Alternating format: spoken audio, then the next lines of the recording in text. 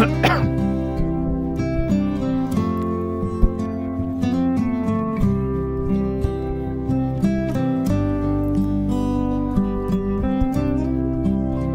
gabi po sa inyo mga kababayan.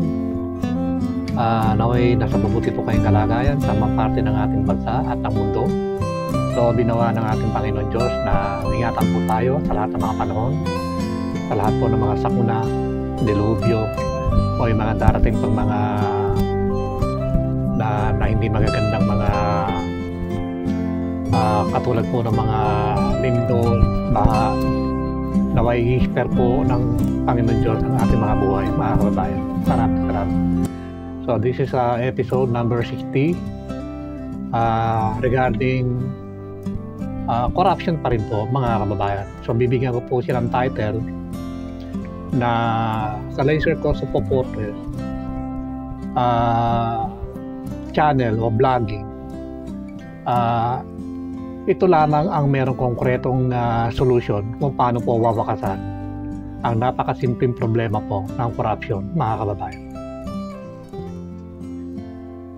Palagi ko naman sinasabi sa inyo kahit mga nakakaraan, last year, na ito pong corruption ay ever since talaga is after the World War II ay meron na talaga hanggang sa kasalukuyan. So lalong tumindi po ang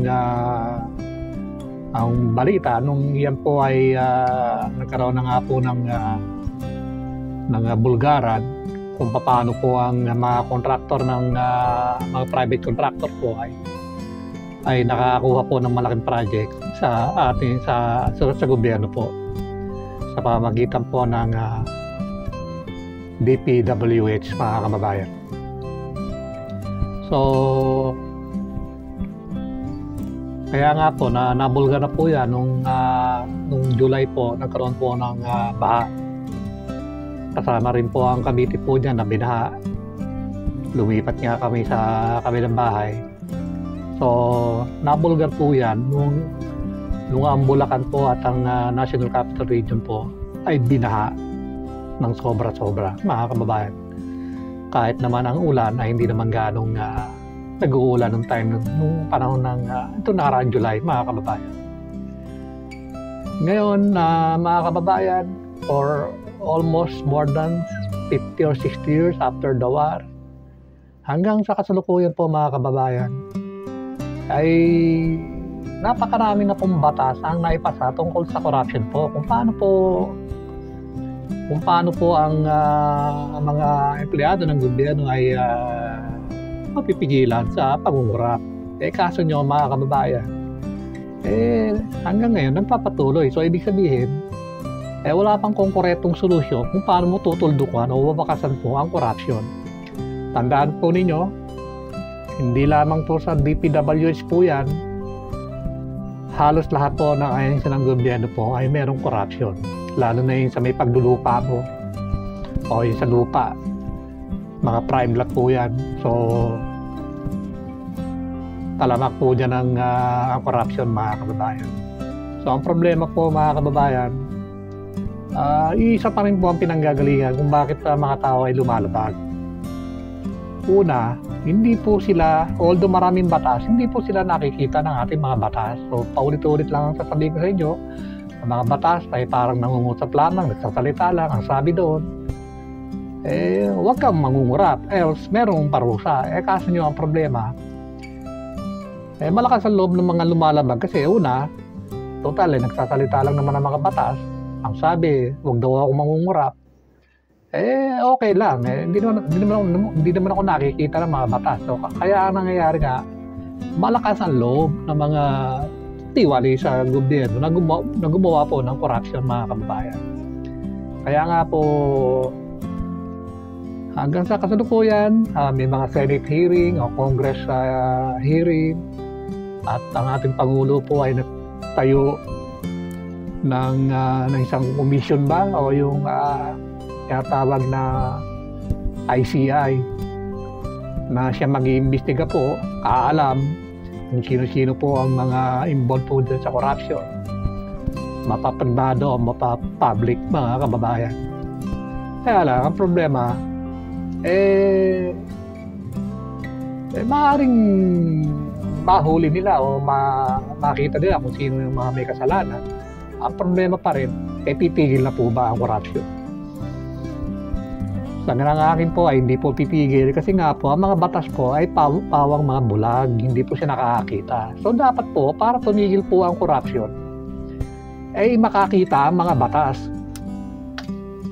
So maaaring magtaka kayo, bakit sinasabi ni Alex Encarnacion na dapat ang mga batas ay makakita?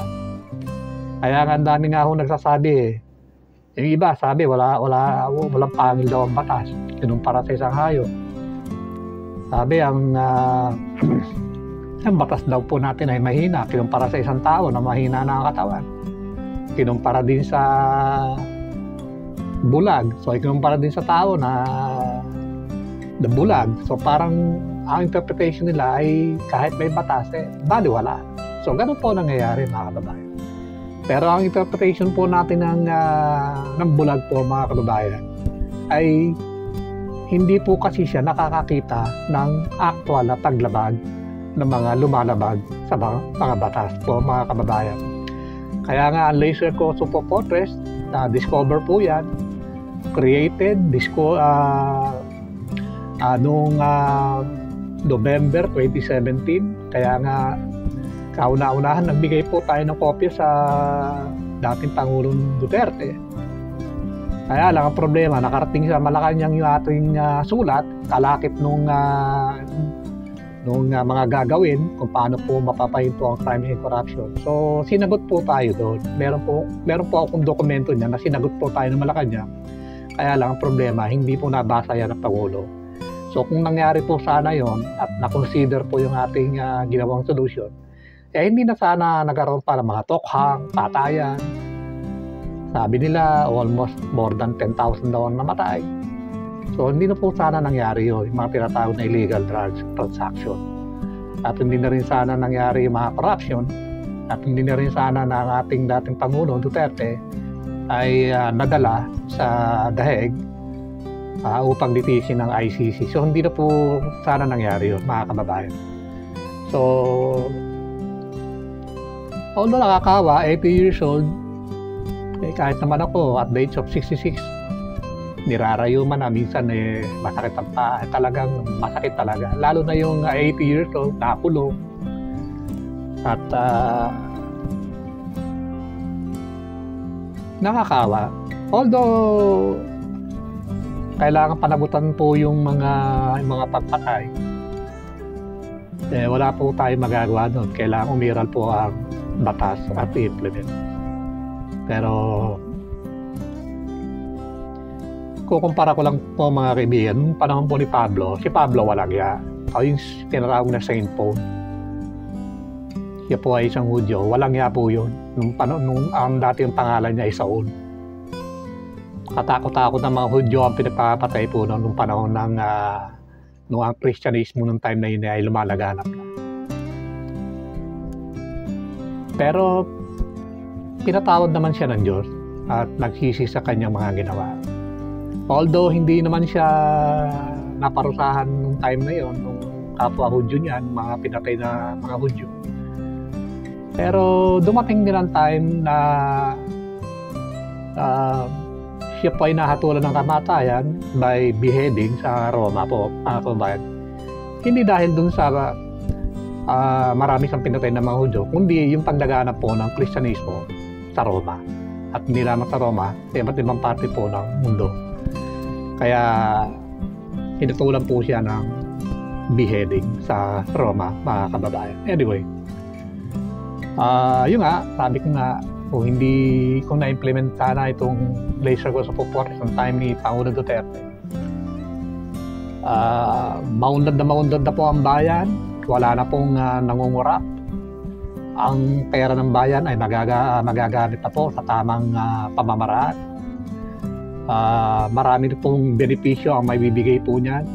Kasi nga wala na pong mga ngas po na nagnakaw pa ng pera ng ating kaban ng bayan. Yung mga department po o yung mga GOCC, Yan po lahat ay mamomonitor, mare-record po ng Laser Course of Fortress concept na ipapatupad po ng ating gobyerno, mga kababayan. Kaya nga wala na pong mga gas. Pati nga po yung mga illegal drugs transaction, wala na pong gagawa pa ng droga sa atin at para yan ay pamahagi at wala na rin po magbebenta kasi nga po sabi ko nga sa inyo, Laser Course of Fortress documented everything in real time sa tamang oras kung anong oras na ganap po ang transaction ninyo. So yun po ay recorded kung saan lugar po nangyari yan, anong place at ano po ang inyong mga pangalan, yan po ay naka-record in real time. So kahit wala pong nakakita ng mga tao doon at kayo lamang may transaction, either illegal drugs o corruption o nagbibigayan po ng pera, yan po ay mare-record po in real time, mga kababayan. Kaya nga napakaganda po ng ating Laser Course of Fortress na siyang magpapaunlad po sa ating bansa, magpo-forward po mga kababayan at maraming benepisyo po ang may bibigay sa ating mga mamamayan. Pati nga sweldo ay kaya-kayang ibigay ng gobyerno na siya'y pataasin o yung COLA o yung cost of living allowance, pwede pong magbigay ang gobyerno po dyan at marami pa pong iba, mga kababayan. Kasi nga po, ang pera po ay hindi na nga po ninanakaw during the time na ang Laser Course of Fortress po ay pinatutupad na ng gobyerno.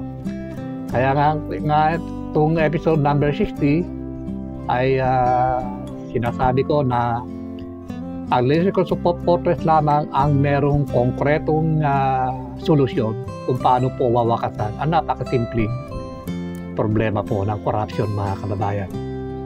Without Laser Course of Fortress po, crimes and corruption will never end and will continue forever po, mga kababayan. Kasi nga po, sa Laser Course of Fortress, ang mga batas po natin ay makakakita na. Hindi yung itong present system natin na mga batas po ay mga bulag. Ano ibig ko sabihin? Kung meron kayong bentahan ng droga sa kagubata, hindi kayo nakikita ng gobyerno Kaya sige-sige lang. So yun po nangyayari. O yung mga bigayan po ng mga milyon-milyon o yung mga patalo sa sugalan, milyon-milyon. Hindi po nakikita ng gobyerno yun, mga kababayan. In Act 1. Napakarami pati yung mga nawawalang mga tao, mga pinapatay, mga nire-rape. Hindi po nare-record yun sa present system, mga kababayan.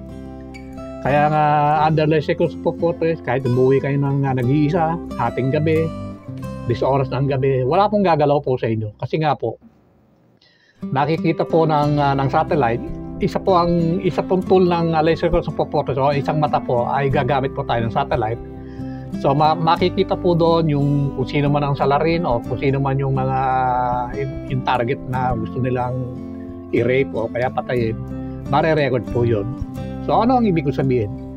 Kung ganyan po ang mangyayari ang ating sistema, mga kababayan, yung mga gustong So medyo naputol yung recording ko, mga kababayan, kawa nag-over temperature yung aking cellphone. So tutuloy ko lamang po yung sinabi ko na kung ang Laser Course of Fortress po ay patutupad ng ating gobyerno, wala na pong mga ngahas na gumawa pa ng mga crime and corruption, mga kababayan. So kaya nga mangyayari is ang bansa po ay magkakaroon ng tunay na peace, prosperity, and security, mga kababayan. So gaganda po ang bansa, maniwala po kayo sa akin at matutulad po tayo sa Singapore, Malaysia, Europe o China, mga kababayan. So